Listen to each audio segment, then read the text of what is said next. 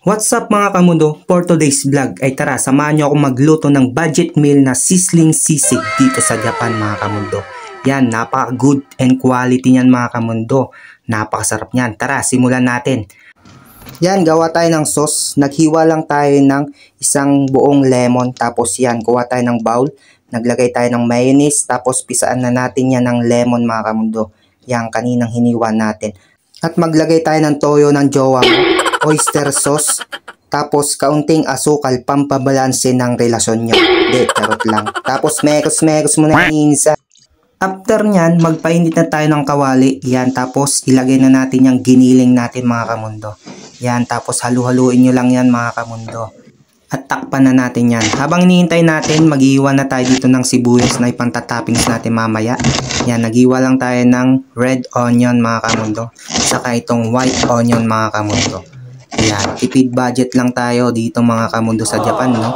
Sa sobrang mahal ng bilihin dito mga kamundo, kaya kalahati sibuyas lang. Tapos yan, naghiwa na tayo ng bawang mga kamundo. Tapos itong siling panigang mga kamundo ng Japan. Yan, napaka-quality na rin yan. Goods na goods na yan. Tapos itong siling tuyo na nakibili sa supermarket mga kamundo. Yan, maanghang na rin yan. Kaya ayos na yan.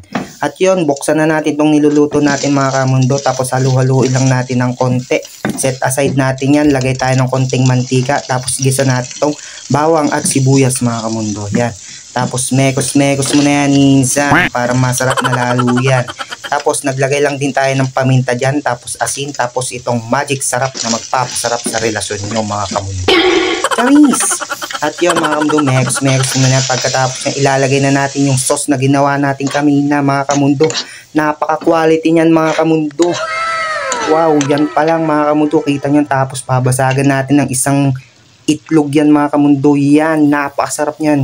Kaya kung napapanood mo to mga kamundo, sign mo na to para gumawa ng masarap na sizzling sisig. At yan, nilagay na natin sili. Tapos naglagay na rin tayo ng mayonnaise mga kamundo.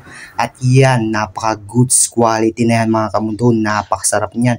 Tapos yan, halu-haluin mo pa yan mga kamundo para ma-make sure niya yung egg na nilagay natin mga kamundo. At yan mga kamundo, okay na yan, goods na yan. Kita nyo naman yung quality ng texture ng ating sisig mga kamundo. Sa budget friendly lang dito sa Japan mga kamundo. Makakagawa ka na ng ganyang napakasarap na sisig. Ay, itadakimasu.